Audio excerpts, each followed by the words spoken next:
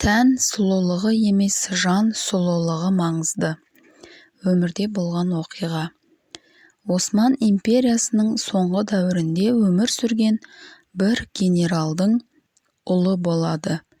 Әкесі ұлын жақсы мінезді, дініне берік, күйеуіне адал жар болатын қызбен үйлендіргісі келеді.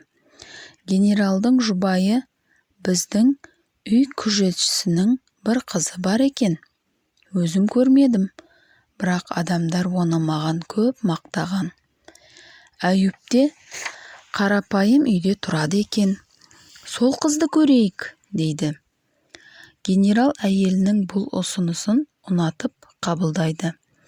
Нәтижеде қызының келісімін алған қарауыл қызын генералдың ұлына беруге шешім қабылдайды. Сөйтіп, құдалық, неке барлығы өтіп, үйлену салтанаты генералдың үйінде өтетін болады. Дәстүр бойынша жас жұбайлар бір-бірін үйленген күні көретін еді. Жас күйеу жігіт жұбайының бетіндегі жилегін ашып, көрімдігін қыстырмақшы болғанда, көңілі түсіп, жерге құлап түседі. Келін мұңға булығып: мырзам, балалық шағымда шалдыққан тері ауруының бетімде қалдырған іздері өмір бойы жүзіне қарауға мәжбүр болған жұбайыңыздан сізге бір қиыншылық туғызды.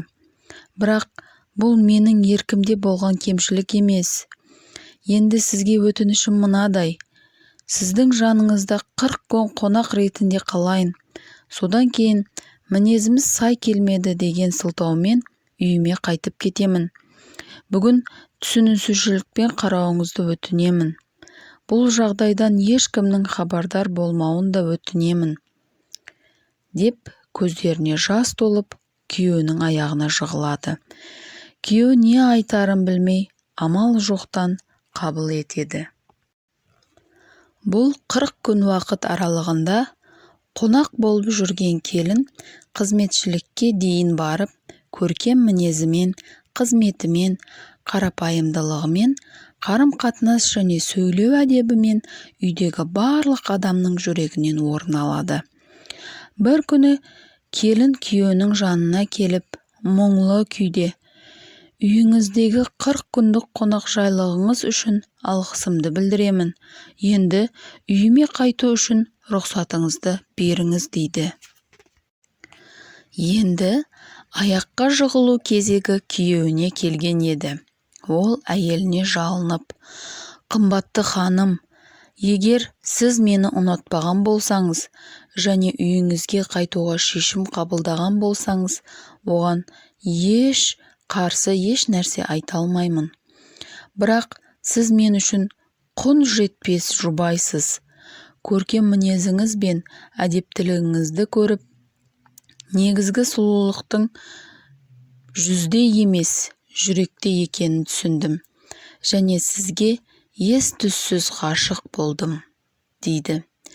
Осындай сөздерді айтып, келіншегінің шешімінен бас тартқызады. Ең маңыздысы, араларындағы бұл сырды балаларына түсіне алатын жасқа келгенде айтып береді. Осылайша оларға да жанұя бақытында жүрек тазалығының және көркем мінездің бәрінен де маңызды екенін осы мысалмен түсіндіріп берді.